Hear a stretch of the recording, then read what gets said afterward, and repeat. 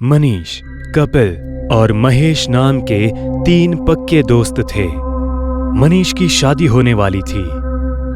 यार मनीष, हमारे लिए कुछ अच्छा इंतजाम करवाना। अरे भाई, चिंता क्यों करते हो? सबके लिए अच्छा इंतजाम ही रहेगा। तुम लोग चलो तो सही, फिर देखना। चल अच्छा है, मैं और कपिल दोनों साथ में ही आ जाएंगे। कपिल अपने घर आकर माँ को ये बात बताता है। वो रास्ता तो कब्रिस्तान से होकर गुजरता है। मैंने सुना है बहुत खतरनाक रास्ता है वो। अरे माँ, आप चिंता क्यों करती हो? मैं अकेला नहीं जा रहा, मेरे साथ महेश भी जाएगा और हम कार से जाएंगे, कुछ भी नहीं होगा। कुछ दिनों बाद दोनों अपने शहर से दूर दूसरे शहर शादी अटेंड करने के लिए निकल पड़ते हैं। महेश, यार आज तो मनीष की शादी में जमकर नाचेंगे, खाएंगे, पिएंगे और खूब मस्ती करेंगे। हाँ, वैसे भी मनीष बहुत कंजूस है, कभी कुछ खिलाता पिलाता नहीं था। इसकी शादी में सब हिसाब बराबर कर लिया जाएगा। सही कहते हो भाई। वैसे पता है, मेरी माँ कह रही थी ये रास्ता बहुत खतरनाक है। क्या सच में? अरे नहीं, हमें कौन सा यहाँ घर बसाना है, शांति से निकल जाते हैं। दोनों आगे बढ़ रहे थे, तभी अचानक गाड़ी रुक जाती है। अरे यार, अब कार को क्या हो गया? पता नहीं, चल उतर कर देखते हैं। दोनों कार से उतरकर कार को देखते हैं। एक काम करता हूँ, मैं कार चलाने की कोशिश करता हूँ, तू धक्का मार। दोनों कार चलाने की बहुत कोशिश करते हैं, मगर कार नहीं चलती है। लगता नहीं कि अब ये कार चलने वाली है, किसी मैकेनिक को बुलाना पड़ेगा। अब इतनी रात में मैकेनिक कहाँ मिलेगा? वैसे भी ये जगह हमारे लिए बिल्कुल नहीं है, यहाँ के बारे में हमें कुछ भी नहीं पता। तू कार के पास रुक, मैं थोड़ा आगे जाकर देख कर आता हूँ, कहीं कोई मैकेनिक मिल जाए। ठीक है, मगर जल्दी आना। थोड़ी देर बाद कपिल कार के पास आता है। अरे कपिल, क्या हुआ? मैकेनिक मिला क्या? मैकेनिक? नहीं, कोई मैकेनिक नहीं मिला। तो अब हम क्या करें? हाँ, एक काम करते हैं, किसी से लिफ्ट मांगते हैं और शादी में चलते हैं, फिर बाद में कार बनवा लेंगे। चल, ये भी ठीक है। दोनों दोस्त लिफ्ट मांगने लगते हैं, मगर कोई भी लिफ्ट नहीं देता। तभी महेश को कुछ अजीब सी आवाजें आती है। यार कपिल, तुझे कुछ अजीब सी आवाज सुनाई दी क्या? नहीं, मुझे कुछ भी सुनाई नहीं दे रहा है, और तू भी बिल्कुल शांत रहे। डर क्यों रहा है? तभी महेश की नजर एक बोर्ड पर पड़ती है जो काफी चमक रहा था। कपिल, वो देख। क्या? सामने देखो, बोर्ड पर कब्रिस्तान लिखा है। इसका मतलब हम कब्रिस्तान के पास है। तो क्या हो गया? तू चुपचाप क्यों नहीं रह सकता? हम कब्रिस्तान में नहीं जा रहे हैं, हम लिफ्ट का इंतजार कर रहे हैं। तू यही चुपचाप खड़ा रह और लिफ्ट मांग, फालतू का डरा मत। थोड़ी देर बाद बहुत जोर से अजीब अजीब सी आवाजें आनी शुरू हो जाती है।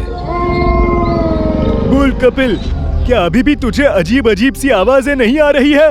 हाँ यार, अब तो मुझे भी अजीब अजीब सी आवाजें सुनाई दे रही है। महेश, चल हम यहाँ से कहीं दूर चलते हैं। हाँ ठीक है, चल। दोनों वहां से भागने लगते हैं। तभी रास्ते में उन्हें एक बूढ़े बाबा दिखाई पड़ते हैं। क्या हुआ बच्चों, कहाँ भाग रहे हो? बाबा, हम अभी आपसे बात नहीं कर सकते, हमें माफ कीजिए। बच्चों, ये बहुत खतरनाक जगह है, यहाँ तुम सभी सुरक्षित नहीं हो। मैं तुम लोगों को एक रास्ता बताता हूँ, उस रास्ते से जाना, वहाँ तुम लोग सुरक्षित रहोगे। ठीक है, बताइए, जल्दी बताइए। बाबा कपिल और महेश को रास्ता बताते हैं। वो दोनों आगे बढ़ने लगते हैं। कपिल, बाबा ने यहीं से दाएं मुड़ने के लिए कहा था, चल चलते हैं।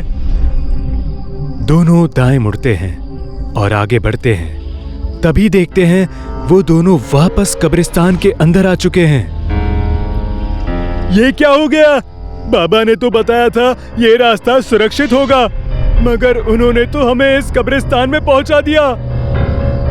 जैसे ही दोनों भागना चाहते हैं, चारों तरफ से घेराबंदी हो जाती है और दोनों भाग नहीं पाते हैं।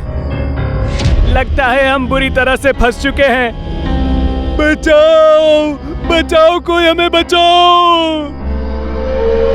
महेश बहुत चिल्लाता है, मगर कोई भी वहां उन्हें बचाने नहीं आता। कब्रिस्तान से अजीब अजीब सी आवाजें आने लगती है। कपिल, क्या कोई तरीका नहीं जिससे हम यहाँ से निकल सके? पता नहीं, मुझे तो कुछ भी समझ नहीं आ रहा। तभी अचानक वहां वही बूढ़े बाबा आ जाते हैं जिन्होंने उन दोनों को रास्ता बताया था। बेचारे बच्चे फंस गए मेरी बातों में आकर।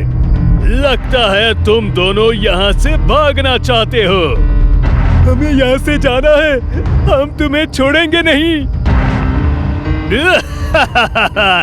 पहले खुद को तो बचा लो, फिर मुझे कुछ करना। कुछ लोग और उस बाबा की बताई बातों में आकर कब्रिस्तान में आकर कपिल और महेश के साथ फंस जाते हैं। यहाँ से निकलने के लिए हमें कुछ ना कुछ तो करना ही होगा। सभी बहुत प्रयास करते हैं, मगर कोई भी वहां से निकल नहीं पाता है। वो बूढ़ा बाबा गुस्से में आ जाता है और कपिल को पकड़ लेता है। अब तो ये गया। नहीं, मेरे दोस्त कपिल को कुछ भी मत करना।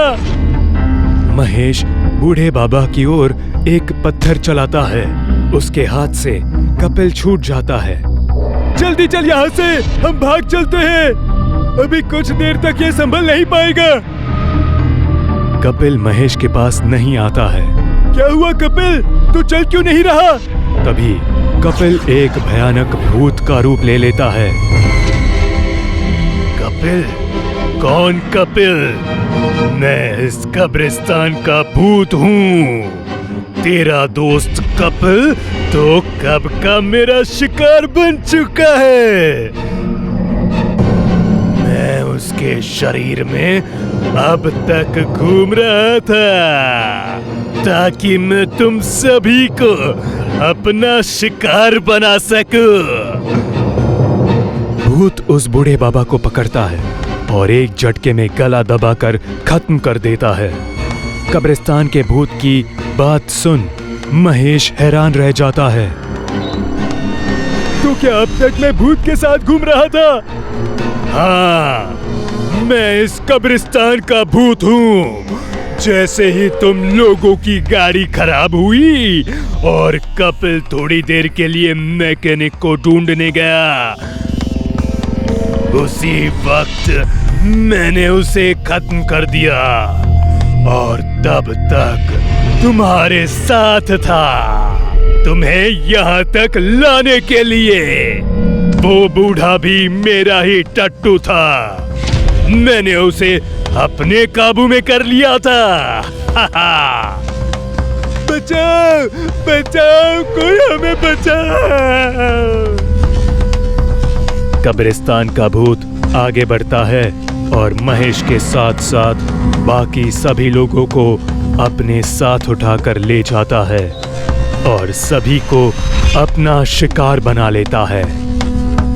दोस्त की शादी अटेंड करने आए महेश और कपिल कब्रिस्तान के भूत का शिकार बनकर रह जाते हैं।